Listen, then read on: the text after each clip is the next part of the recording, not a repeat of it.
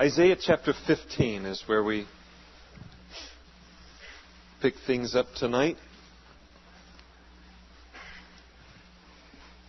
In Isaiah chapter 15, we're in a section of Isaiah that began with Isaiah chapter 13, where God has, following His denouncing of the rebellion of the children of Israel against Him, He begins to denounce the surrounding nations of Israel and their rebellion against Him.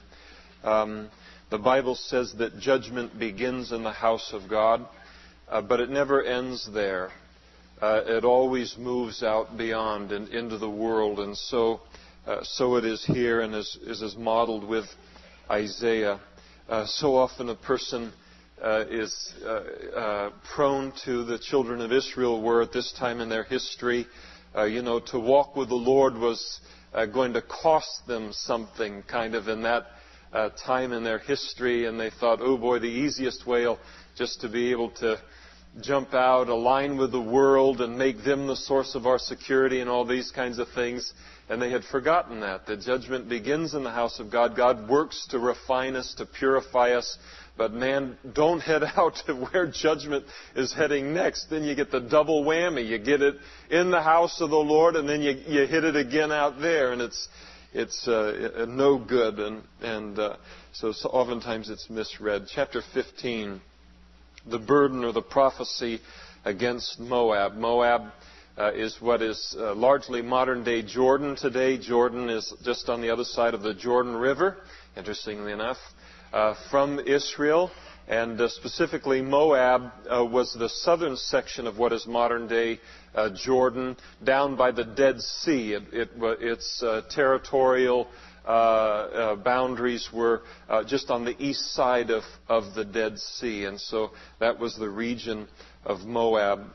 And God declares, because in the night Ar, which was the capital of Moab, is laid waste and destroyed, because in the night Kir, which was one of their fortresses of Moab, is laid waste and destroyed. He has gone up to the temple and to Dibon, to the high places to weep. Moab will wail over Nebo and over Medeba, which were cities of the region of Moab. God is prophesying concerning Moab that the Assyrian empire, the world-dominating empire of that day, that they were going to come down upon Moab and that they were going to conquer Moab, and the destruction was coming their way.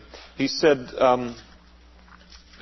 continuing in verse 2, on all their heads will be baldness, and every beard will be cut off. And in that Middle Eastern culture, when a person would grieve related to death or grieve over a situation, most often death, they would shave their head, and then they would allow their hair to grow back again for a time, then shave it again and take the hair from that middle section of growing and offer it as kind of an offering of grief related to the tragedy that had entered into the family.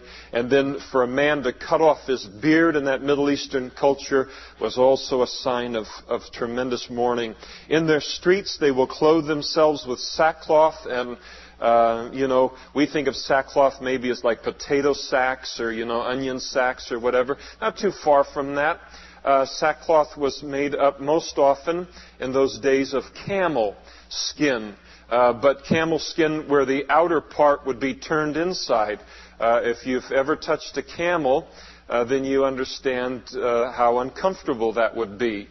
Camels stink, and their outer skin is very, very rough. And so they would put on the sackcloth in order to kind of afflict themselves in their grief.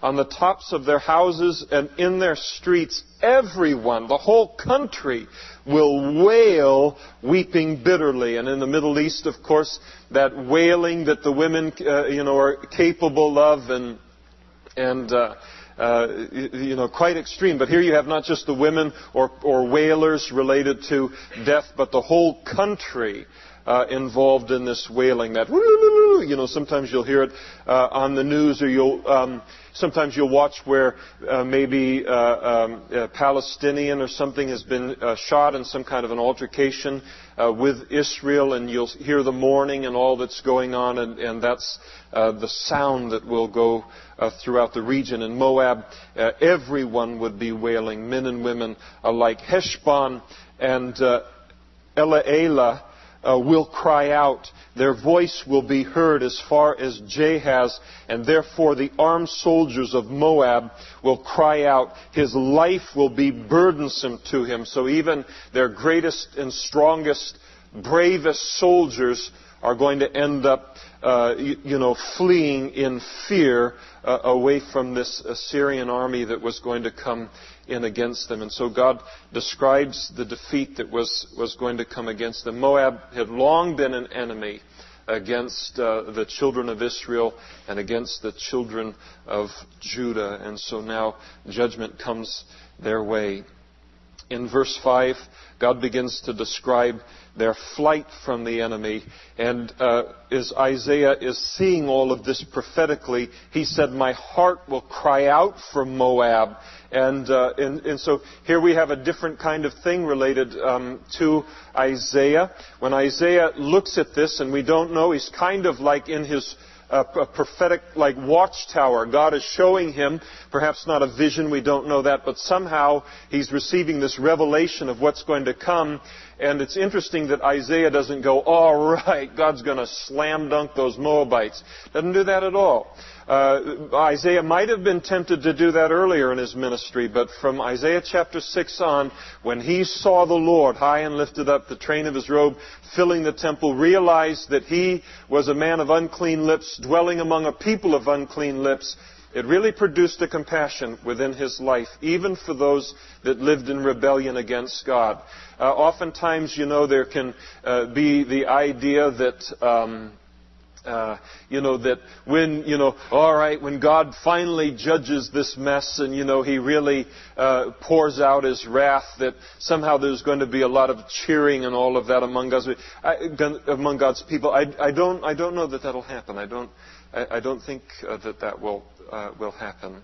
I think there'd just be that awe of what goes on. I remember one of the brothers here in the fellowship, he talked about a dream that he had related to the white throne judgment. And that's not going to be a scene where everyone that's saved is all excited about people failing to find their name in the book of life and then being cast into that eternal lake of fire. It's going to be just an awesome, sobering scene because so unnecessary. And so unnecessary for the Moabites, so unnecessary for this to happen in their life, as we'll see in a moment. But sometimes early on in our lives and in our ministries and in our lives as Christians, there's this kind of a cavalier attitude as it relates to God's judgment. And then the longer that we walk with the Lord, the more heavy it becomes, because we realize how deserving that we are of it apart from the Lord Jesus, and yet again, how unnecessary it is. And so it breaks Isaiah's heart, and the reason that it breaks Isaiah's heart is because it breaks God's heart. One of the most beautiful passages in the whole Old Testament is when God prophesies through the prophet Ezekiel, and He said to Ezekiel, "Say through them, 'As I live, says the Lord God, I have no pleasure in the death of the wicked, but that the wicked would turn from his way and live.'" And God said through Ezekiel there, He said, turn from your evil ways, for why should you die, O house of Israel?" He has no joy in the death of the wicked. No joy in it at all. And so Isaiah, his heart very much like his Lord, heartbroken over it. His fugitives concerning the Moabites shall flee to Zoar. And so wherever there is that war and that military action, there's always the refugees, aren't there?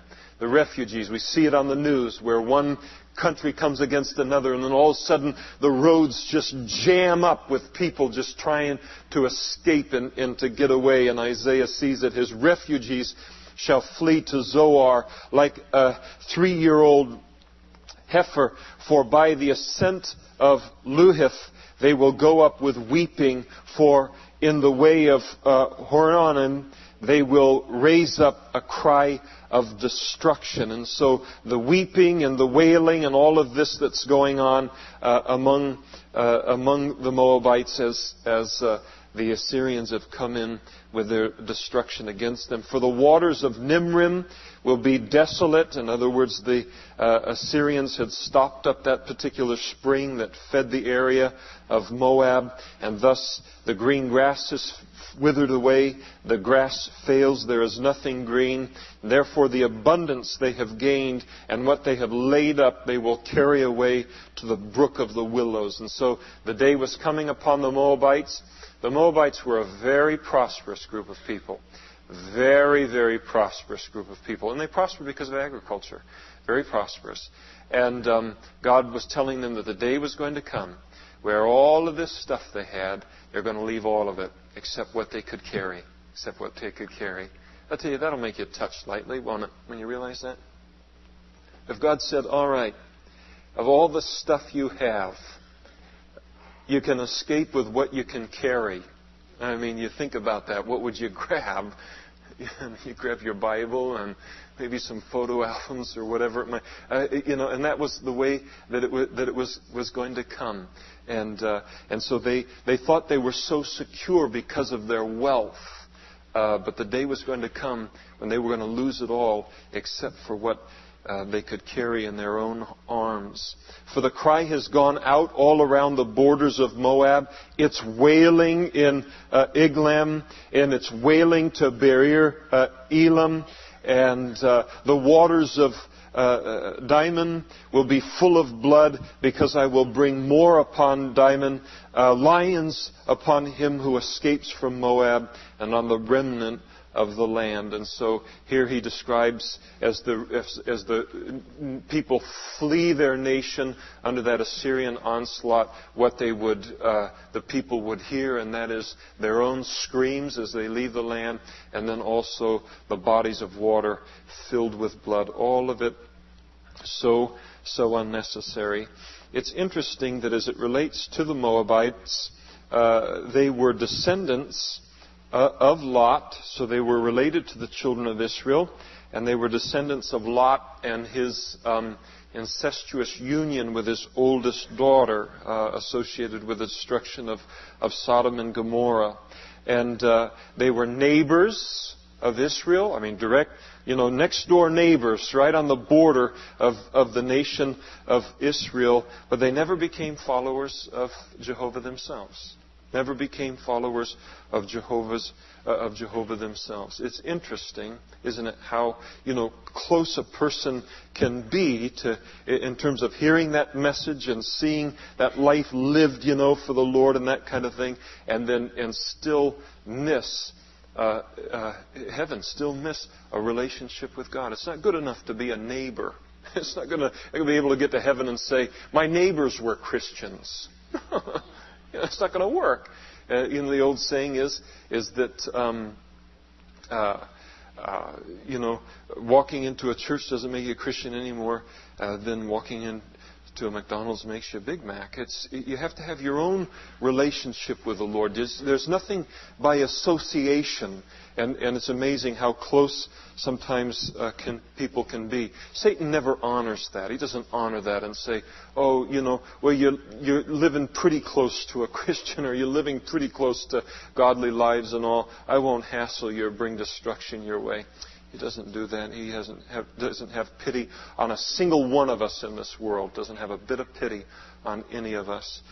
Chapter 16. Isaiah speaking still concerning Moab, and now he counsels Moab to approach Jerusalem for refuge. He said, send the lamb to the ruler of the land. from Selah, which is Petra, to the wilderness, to the mount of the daughter of Zion. And so what Isaiah is telling the leaders of Moab to do is to send a lamb to the leaders in Jerusalem. Now, Isaiah knew and had been prophesying for a long time that the Assyrians were never going to take Jerusalem.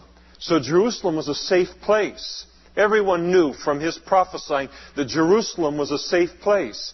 And so here you've got this world-ruling empire, utterly ruthless and cold and brutal, so much like our enemy, the devil, and the ravaging that he's done. And Isaiah had been proclaiming, there's a safe place, there's a place that these armies will never take, and it's Jerusalem. You'd think everyone would race to Jerusalem, to the safe place, but the Moabites didn't, until they'd been absolutely ravaged by the Assyrians. Now, it's fascinating when he tells them to bring a lamb to Jerusalem. That was something that they had done many, many years earlier.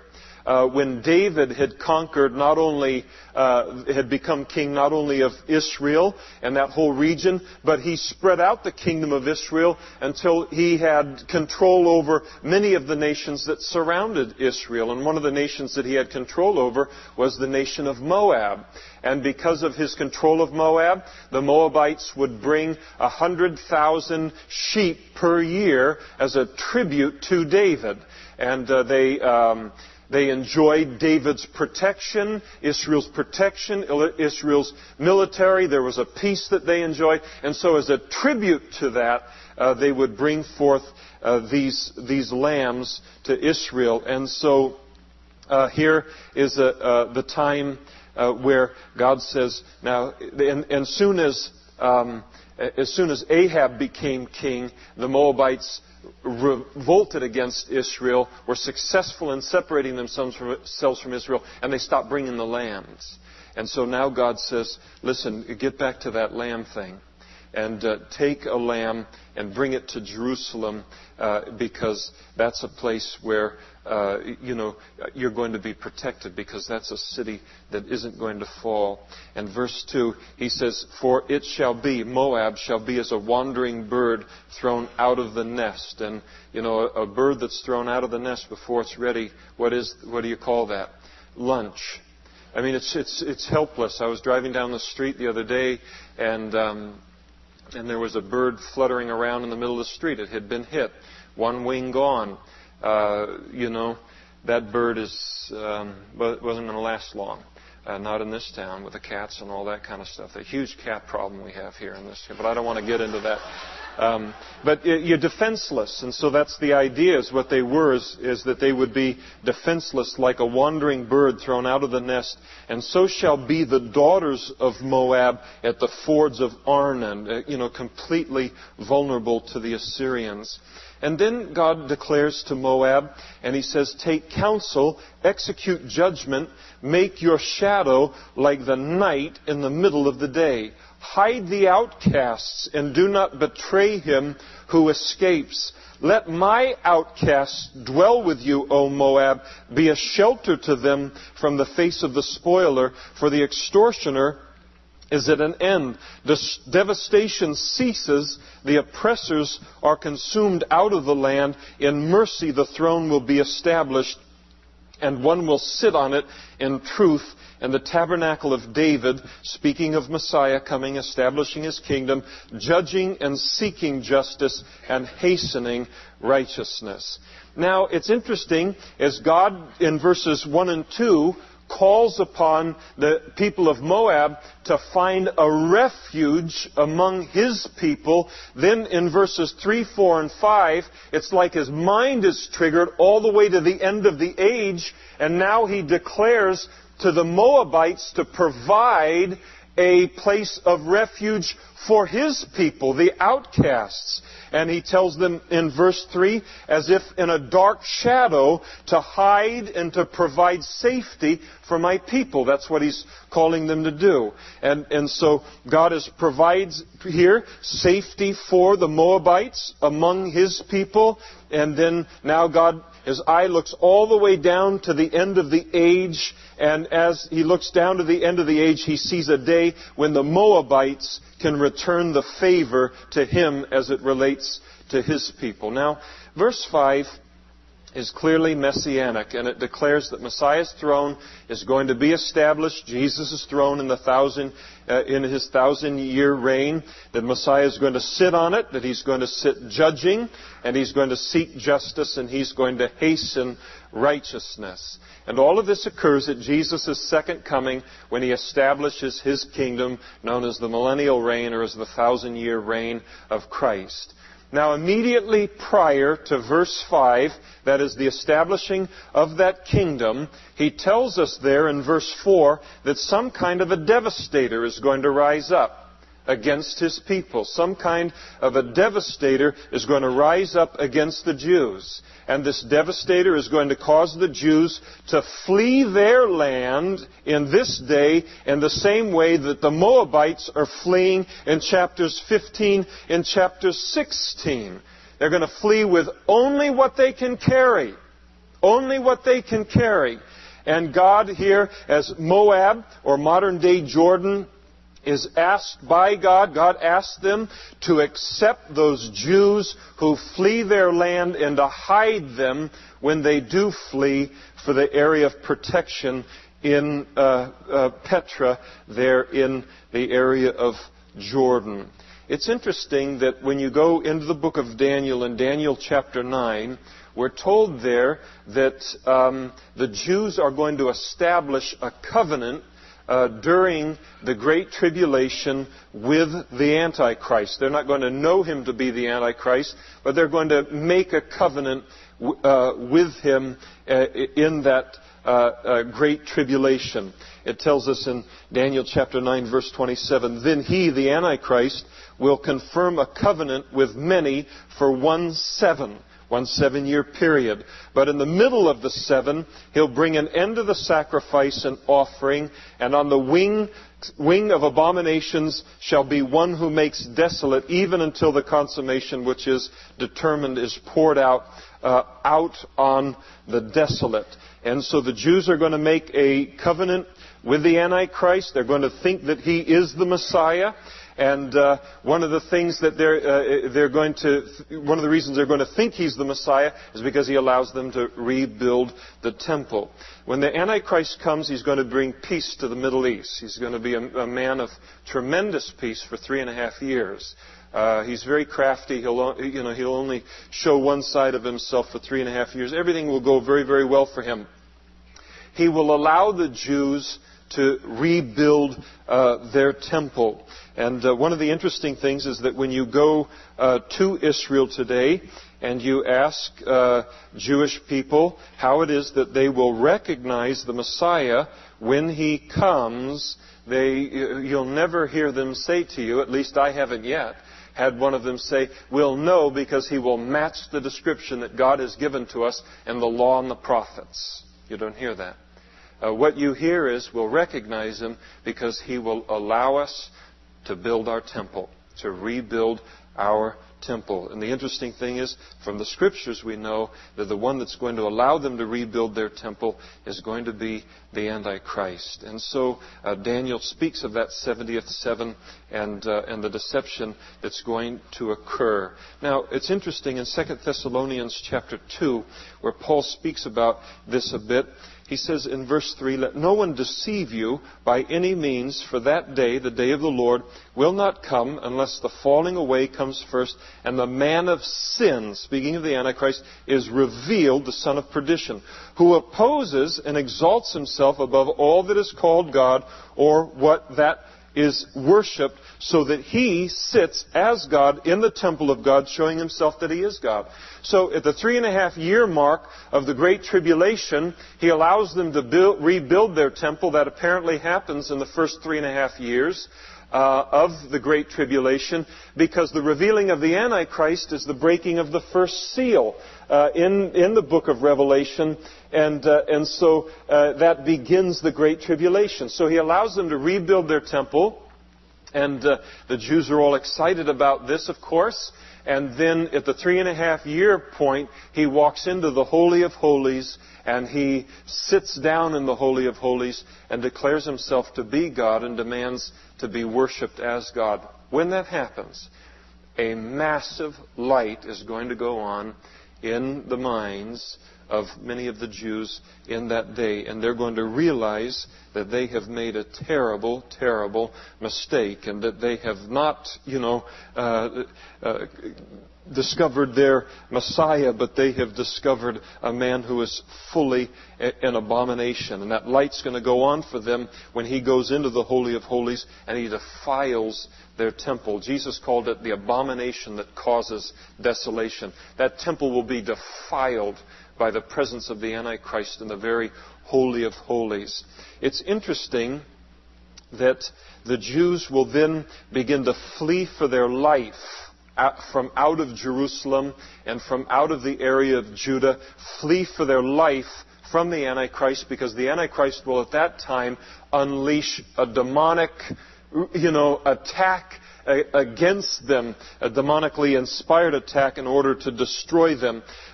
You might turn to it. Let's turn to Revelation, last book of the Bible, chapter 12, to get a bit of a sense for all of this. It's a fascinating prophecy.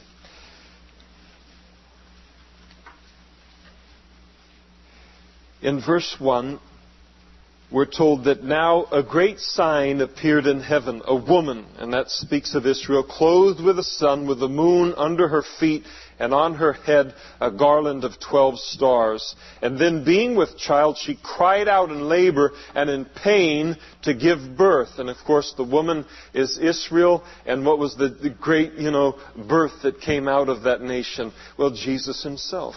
And another sign appeared in heaven. Behold, a great fiery red dragon having 7 heads and 10 horns and 7 diadems on his heads. And his tail drew 1/3 of the stars of heaven and threw them to the earth. And the dragon stood before the woman who was ready to give birth, to devour her child as soon as it was born. And she bore a male child.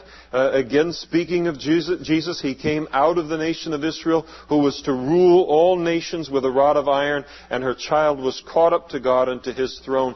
Then the woman fled into the wilderness. Here is a prophecy in Isaiah, and where she has a place prepared by God that they should feed her there 1,260 days, which is 3.5 years, half of the Great Tribulation.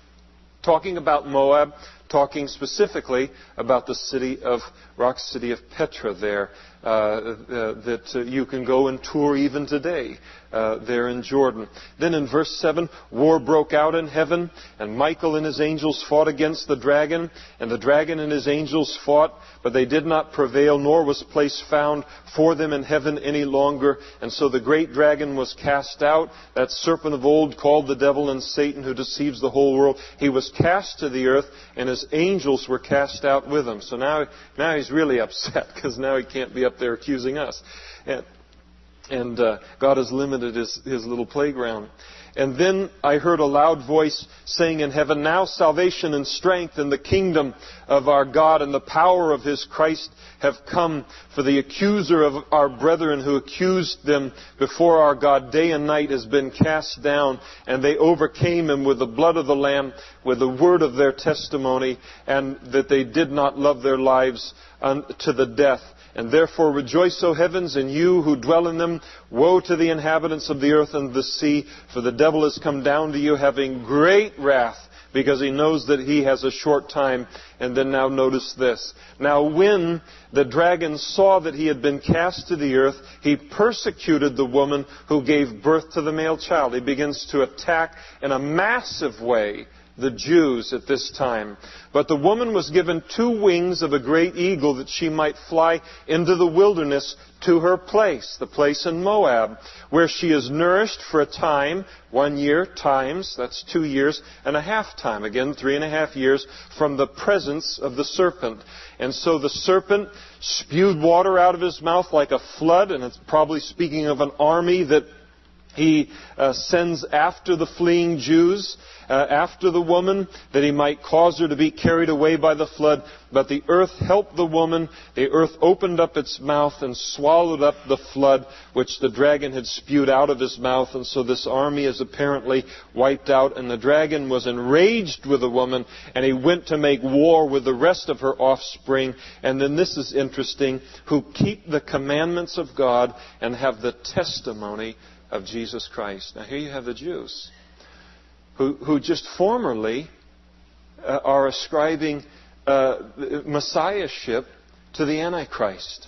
And yet when the abomination that causes desolation occurs, all of a sudden, now you have them recognizing and understanding, it appears in great measure that Jesus was the Messiah.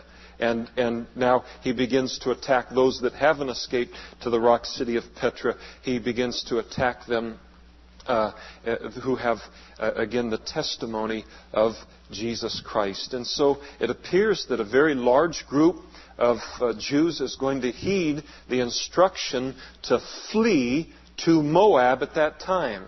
Now this is fascinating because I know hardly anyone that understands and looks and says, oh yes, Isaiah chapter 16, right, we're going to run into trouble during the what you guys call the Great Tribulation, and I got it kind of in my hip pocket here in my mind that we're to flee to Moab. They don't understand this. They don't understand it. And so when that light goes on, what's going to cause them to flee there? It's probably going to be the remembrance of Jesus' words when he declared, therefore, when you see the abomination of desolations, spoken of by Daniel the prophet, standing in the holy place, whoever reads, let him understand, and let those who are in Judea flee to the mountains. Flee to the mountains. Well, you look at the nation of Israel today, you look at the Jews by and large today, whether in Israel or around the world, you say, how in the world could they fall for that? How in the world can the day come where they will make the very Antichrist their Messiah? How in the world could they do that? The problem is when you reject the truth, and now all you have left to believe in is a lie. And this is a very sophisticated situation that we're in the middle of in this world and in this universe. It's a very, very large canvas. And it's not all just about you and me. And it's not all just about mankind. There's a very real battle that is going on, a very real warfare that occurs. And as it relates to God and as it relates to Satan and all of these things, he's defeated and all. But all of this kind of stuff goes on. And if I reject the lie, then there's no telling, or the truth, there's no telling what kind of a lie Satan might feed to me. Jesus told them as much in John chapter 5, verse 43. He said to the religious leaders of his day, he said, I have come in my Father's name, and you will not receive me. He said, if another comes in his own name, and probably speaking of the Antichrist there, Jesus said, him you will receive. Him you will receive. And so they will. And God speaks to them here and speaks to Moab and says, when my people are in the same condition that you're in chapters 15 and 16, receive them to yourself and protect them. And so a bit of Isaiah here as it relates to tying into the whole end times picture. It's fascinating.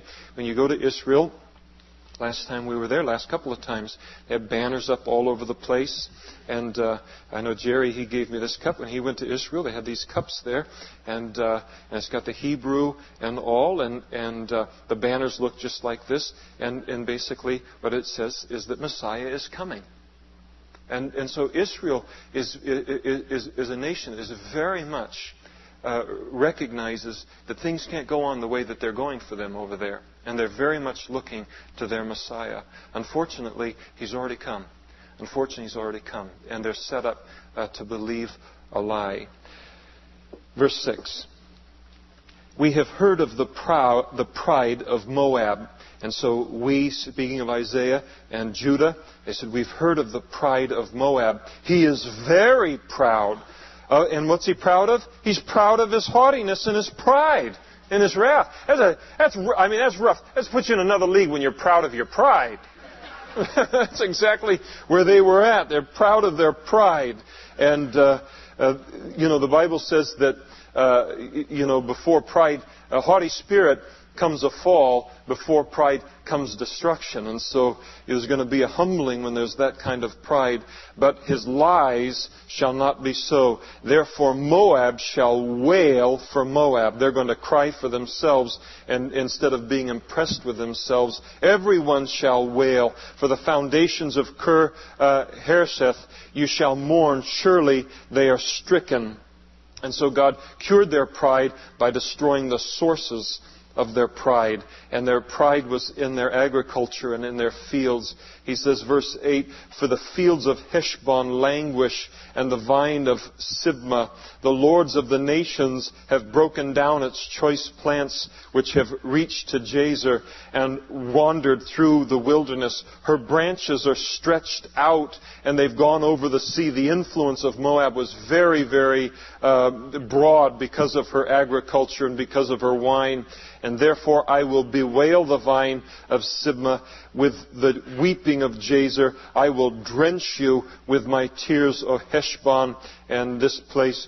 For battle cries have fallen over your summer fruits and your harvest. Gladness is taken away, and joy from the plentiful field. In the vineyards there will be no singing. And so God is saying, they had all of their pride and their expertise and in their wealth and in their agriculture and all those things. And God says, in a day it's all going to be wiped out. It's all going to be completely wiped out. And then instead of the cries of harvest, and it's kind of fun, there's some camaraderie when you're involved in a harvest and whatever it might be. We picked prunes as kids for our school clothes, and there was camaraderie in the form of prune fights and whatever it might be. But there's camaraderie to bring, to go through the fields 3 times and bring the crop in, and there was something wonderful about having accomplished that at 50 cents a box.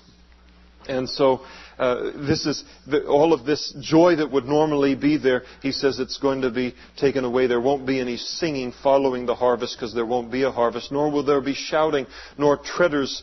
No treaders will tread out wine in their presses. I have made their shouting cease. And so he's got the image of, you remember the Lucy episode where she had the grapes in there and they're stomping down on the grapes and everything. Well, that was one of the great things. They'd bring in the grapes and then they'd throw it in there and people would get in and they'd stomp on it, which would cure me of drinking wine, but stomp around on the thing and it'd come through. But it was all part of the celebration of the harvest. And God says, all of those voices are going to cease, and therefore my heart shall resound like a harp for Moab, and my inner being for Kir Hares. And so here is Isaiah, again, heartbroken over Moab and the destruction that was going to come their way, again, because it was so unnecessary. One of the things that is fascinating is, when a person continues to believe that, they don't need God, and their whole country's collapsing around them. Their whole world is collapsing around them, and yet they hold on to their pride. They hold on to their pride. Pride is such a vile thing, because the first thing that pride does in our lives is it destroys our capacity to recognize it in our own lives. And that's why the mirror of the Word is so important, because God will tell me the truth about myself. And one of the things happens, though, with that pride is now you're the only person that doesn't know that you're filled with pride. And it's fascinating how you can see so many lives.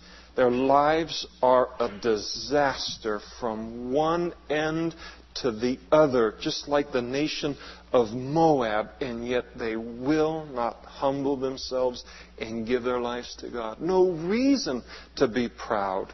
No reason. Terrible track record.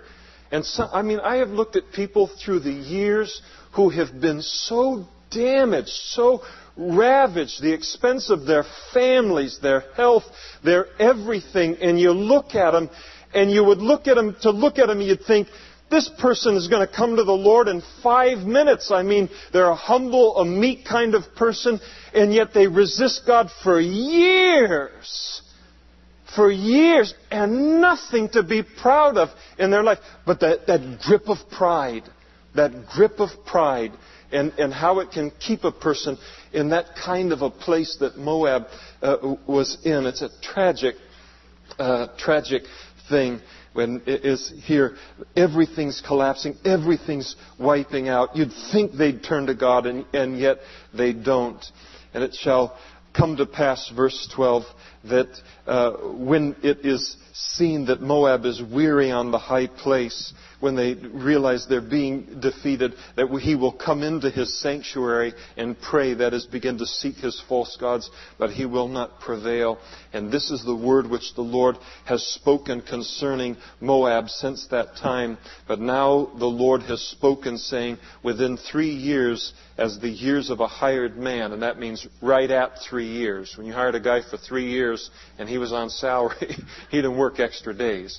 So they're saying, right at that day, the glory of Moab will be despised with all that great multitude, and the remnant will be very small and feeble. And just as Isaiah prophesied, 3 years later, the Assyrians came in and utterly ravaged the land of Moab. Verse 17. The burden against Damascus and also against the northern kingdom of Israel, who had aligned with Damascus. The burden against Damascus. Behold, Damascus, which is the capital of Syria, will cease from being a city, and it will be a ruinous heap. The cities of error are forsaken. They will be for flocks which lie down, and no one will make them afraid. The fortress also will cease from Ephraim, the kingdom from Damascus, and the remnant of Syria. They shall be as the glory of the children of Israel, says the Lord of hosts. And so God pronounces that judgment is going to come upon the Syrians, and then He pronounces that judgment is going to also come upon Ephraim, which is a reference to Israel. And so here is the northern kingdom of Israel. They've aligned themselves with Syria in order to think, okay, Syria will join up together. That way we'll have a chance against the Assyrians. And all they need to do was just repent and turn back to God. And God would have taken care of them. But they're all, they're kind of working this thing and trying to get their allies and all of this stuff. And so God speaks through Isaiah and says, all right, you want to align with Damascus? You want to align with Syria? Let me tell you a little bit about what's coming down on Assyria. And He does the same thing in our lives in the book of Revelation. He says, you want to align with this world? You want to try and find a place of security in this world? Let me tell you a little bit about what's coming down on this world. Don't do it. Don't do it. It doesn't make any sense, is what He's telling Ephraim or Israel, but Israel wouldn't learn from it. And so He said, verse 4, in that day it shall come to pass that the glory of Jacob will wane. In other words, Israel is going to be laid low, and the fatness of his flesh will grow lean. In other words, he's going to learn what hunger is like.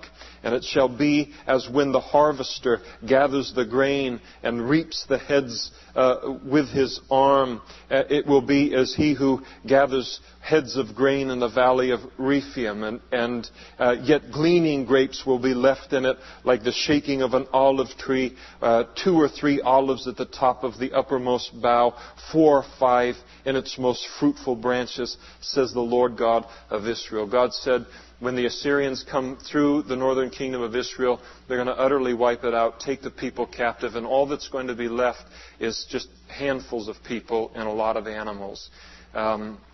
Again, when we used to pick prunes and all in the summer there in Napa, you'd go through and they'd do you'd pick up the junk first time through on the ground and all, and then they'd do a first shake and you would pick up all of the prunes on that. Then they'd do a second shake, which would always be the primo stuff. That's where you'd make the big bucks on that one, $7, $8. I mean, like nothing. And so you go through, and then by the time they got done going through them the 3 times like that, they're just, little handfuls of prunes just here and there. And that's what God is saying. You're going to go from like this tree or this vineyard or this whatever that's just one day loaded with fruit, and then the next day there's just going to be a handful of them. And that's exactly what happened to them. He said in verse 7, in that day a man will look to his Maker. And so some remnant of the people will repent and turn back to God instead of their idols. They'll look to his Maker, and his eyes will have respect for the Holy One of Israel. Sometimes the way that sometimes we learn is to be brought all the way down to the bottom, and then humbled, and then now, okay, God, what do you want me to do? What are you about in this situation in my life?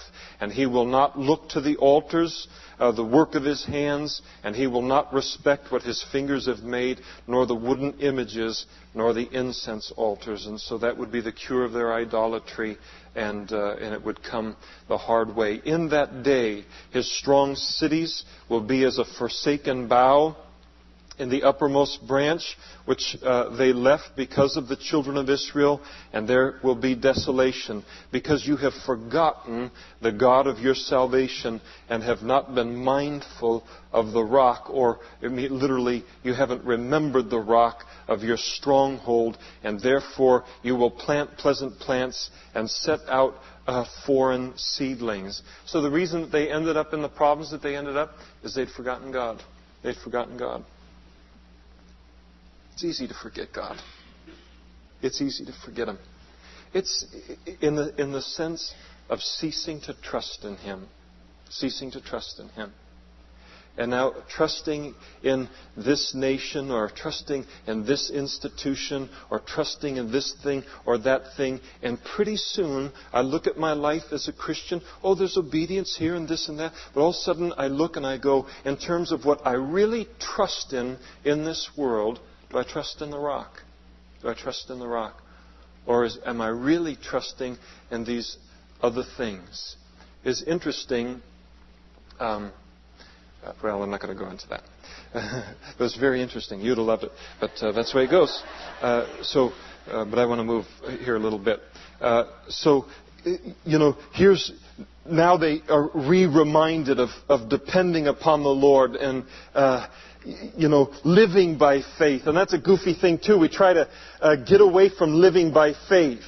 And so God has blessed me. I've got these things, or I got whatever, this life that is precious to me and the things in it. And now I begin to take the blessings that He's given to me, and now I'm going to protect them by, associations with Moab and Assyria and Damascus and all of this, instead of saying, God, you gave it to me. It's yours. I'm not going to stop trusting in you because of these things that you've given to me.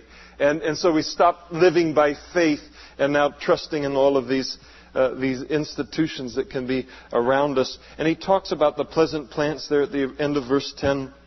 And they'd set out foreign seedlings. In other words, all of these customs, all of these practices of the neighboring nations had infiltrated in among. Harvest will be a heap of ruins in the day of grief and desperate sorrow. Now, what he's talking about here is that when, in those days, it was a crafty thing that they used to do, and commonly, these types of shenanigans go on to this day. But what they used to do is they would have these little altars and these little temple areas, and they would bring in foreign seed from other lands and plant the foreign seed. And because the people that were in that particular city had never seen that seed, and it would be a fast-growing seed or plant, and they would look and say, look, every plant we plant near this altar, look how fertile it is, look how fruitful, how quickly it grows and everything. It's because of the influence of this God, and so now worship this God. And so there was the infiltration of this seed. And all it is a picture of the world, where the world's ways, by, some other trying to seduce us or something, or convince us of some kind of a thing, it's introduced into my life. But God now says the end of it is going to be a heap of ruins, and in the day of grief and desperate sorrow. That's all that it ever brings. Anything I would ever leave the Lord for. And verse 12, woe to the multitude of many people Now speaking of the Assyrians coming in all of their chariots and their legions, he said, who make a noise like the roar of the seas, and to the rushing of nations, who make a rushing like the rushing of mighty waters. So Assyria coming now against Syria and against Israel, and with all of the nations, united with the nations that they had conquered, now coming militarily. And the nations will rush like the rushing of many waters, but God will rebuke them, and they will flee far away and be chased like the chaff of the mountains before the wind, like a rolling thing before the whirlwind. Then behold, at eventide trouble, and before the morning he is no more, and is the portion of those who plunder us, and the lot of those who rob us. So God speaks concerning the Assyrians and their armies coming, and as they were going to come against the southern kingdom of Judah, as they conquered the northern kingdom of Israel, then they were going to come against the southern kingdom of Judah. They again were up on Mount Scopus there, overlooking Jerusalem. And then this is a reference to Isaiah chapter 37, where God sent an angel out into their midst and wiped out 185,000 of them in one night. And so he says, you're going to be wiped out. You're going to, be chased away like the chaff. In the morning, he is no more, talking about Sennacherib's defeat there outside of Jerusalem. Chapter 18, proclamation against Ethiopia. Woe to the land shadowed with buzzing wings, which is beyond the rivers of Ethiopia. So, talking about Ethiopia, the land of buzzing wings. Ethiopia was a land of tremendous locusts and variety of birds, and which sends ambassadors by the sea, even in vessels of reed, on the waters. So apparently Ethiopia is facing, they recognize that Assyria is a great threat to their nation, and so apparently the king there sends messengers to Judah in order to gain an alliance with Judah in order to fight against the Assyrians. And so they come on their reed vessels, and then Isaiah exhorts these messengers and exhorts Judah to say to them, go swift messengers to a nation tall and smooth of skin, talking about the stature and the appearance of the Ethiopians. He's telling them, go back home. Go back to your people, to a people terrible from their beginning onward, a nation powerful and treading down, whose land the rivers divide. And Ethiopia is a land of tremendous rivers. And so Isaiah, these ambassadors come from Ethiopia, and God speaks through Isaiah. Isaiah declares to them, go back home. We don't want an alliance with you. And so because tremendous problems are going to come against Ethiopia, and so God was speaking through Isaiah to the southern kingdom of Judah and saying, don't align with them. Don't align with Egypt. Don't align with Moab. Don't align with Syria. Don't align with Ethiopia. Just come back to me. Quit thinking so hard. Quit trying to figure all of it out. Just come back to me. I'm your place of safety, that refuge that we sang about here tonight. And so Isaiah declares for them to go back. All inhabitants of the world and dwellers on the earth, when he lifts up a banner on the mountains, you see it, and when he blows a trumpet, you will hear it. And so there's that invitation that Isaiah makes to the whole world to watch what happens to the Assyrians, and when it happens to them, when God wipes out Assyria, He'll do it when the time is right, and the whole world will hear about it, even as they did. Verse 4, for so the Lord said to me, I will take my rest, and I will look from my dwelling place, make clear heat like clear heat in sunshine, like a cloud of dew in the heat of harvest.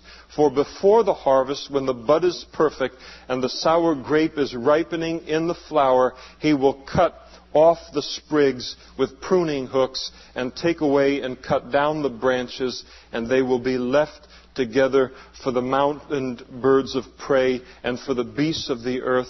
The birds of prey will summer on them, and all the beasts of the earth will winter on them. And so God is saying concerning the Assyrians, when they think everything is perfect, when they think it can't be any better for them, the way that people feel just before they bring in the harvest. Oh, right, this is a good harvest. We're going to win here. We're going to conquer, and the whole thing. God says, look out when they're feeling that way.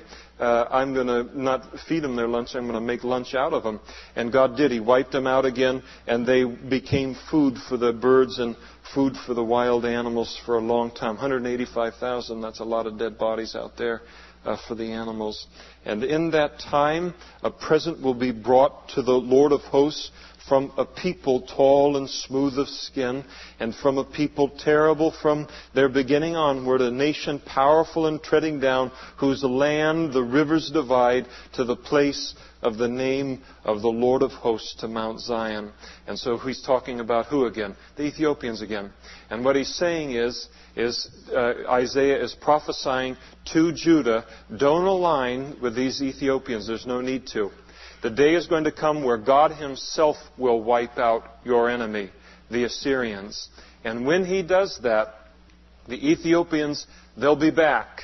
Not to try and enter into a treaty with you, but to join in just the praise and the thanksgiving for what your God has done against your enemies. Now you imagine, you put yourself in the place of the Ethiopians, and we have to kind of work hard to do that. Again, we live in a nation where we have very tremendous boundaries as it relates to our security. We have two huge oceans on east and west.